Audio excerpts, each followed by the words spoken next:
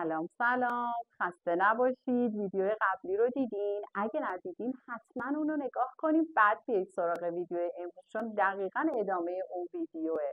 امیدوارم حالتون خوب باشه. با لایک و کامنت و سابسکرایب منو حمایت کنین، ویدیوها به دردتون خورده باشه و استفاده کرده باشید. در ادامه ویدیو قبلی که این بالا براتون لینکشو میذارم، ویدیو امروز هم بچه راجع به شکست نوره، یعنی مسیر نور رو دوباره میخوایم توی دوتا محیط شفاف رقیق و غلیظ مقایسه کنیم، ولی این دفعه میخوایم نور رو از محیط شفاف غلیظ ببریم به محیط شفاف رقیق، برعکس ویدیو قبلی. اون از رقیق به غلیظ رفت، این برعکسشه. ببینیم این دفعه نور از خودش چه رفتاری رو نشون میده. دوباره راجع به زاویه ها و همه مطالب صحبت کنیم. یه مثالم اینجا براتون نوشتم که ببینید چجوری میتونه ازش سوال بیاد. خب پس آماده این؟ بزنین که بریم. میگه نور از محیط شفاف غلیظ بچه‌ها وارد رقیق شده.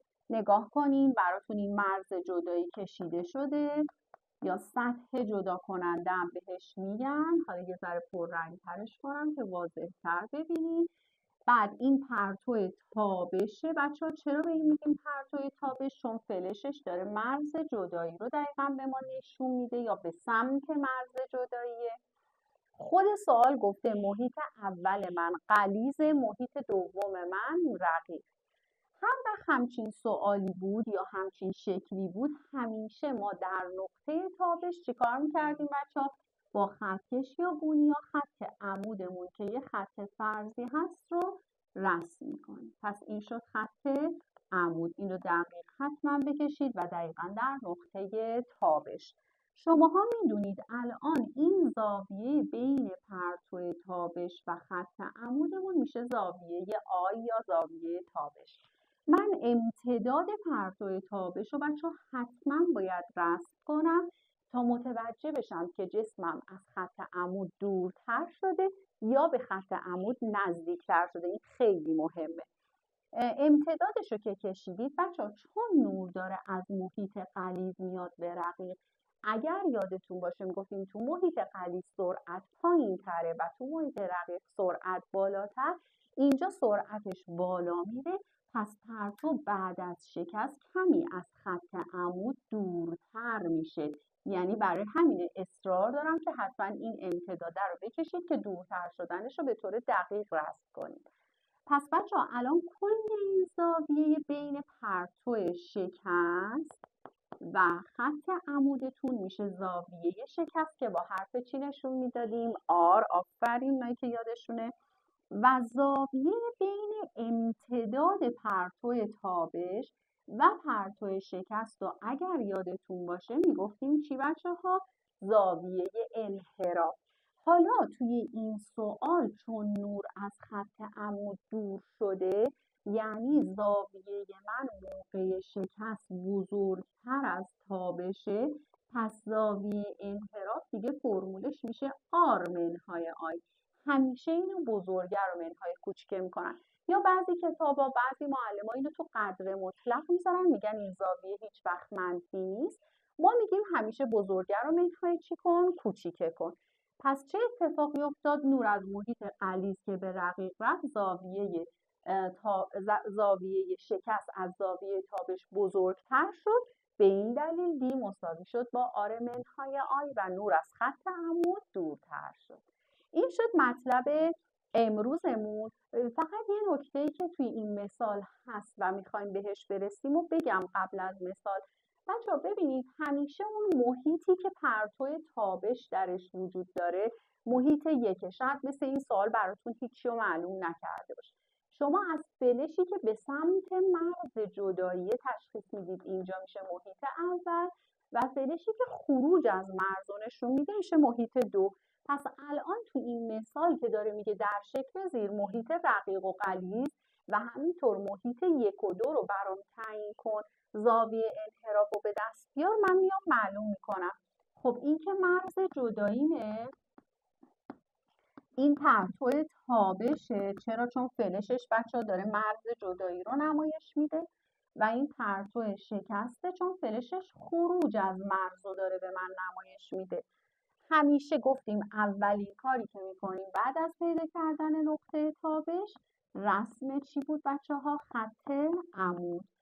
با توجه به اینکه پرتو تابشی اینجاست، این میشه محیط 1 و چون پرتو شکستمون تو محیط 2 همیشه محیط پایینی میشه محیط 2.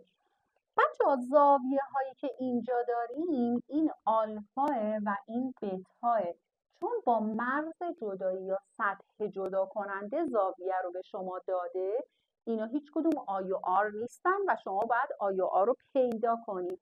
چجوری آی رو به دست بیاریم؟ خب میگیم آلفا رو که داریم 25 همیشه جمع آی و آلفا با هم میشه 90، پس 90 رو از 25 کم میکنم میشه چی بچه ها؟ 65. یعنی زاویه تابش آی من 65 تو این سوال، چون گفته بود برام تعیین کن همه زاویه ها رو. حالا میام زاویه در واقع شکستم هم میخوام به دست بیارم. بتا رو دارم، آ رو میخوام. میگم چون همیشه زاویه آر به اضافه بتا 90، اگه 90 رو از بتا کم کنیم که بتای ما 80 میشه 10 درجه زاویه چی بچه ها؟ شکسته. حالا با توجه به حرفایی که زدیم گفتیم نور از غلیظ که به رقیق بره زاویه انحراف بزرگ میشه آر منهای آی و برعکسش آی منهای آر. اینجا شما میتونید بگید الان بچه کدوم زاویه بزرگتره؟ آی از آر بزرگتره، یعنی 65 از 10 خیلی بزرگتره. پس این در واقع محیط رقیق شما، این محیط غلیظه. چرا؟ میگم چون نور وقتی از مرز جدایی رد شده به خط عمود نزدیک شده.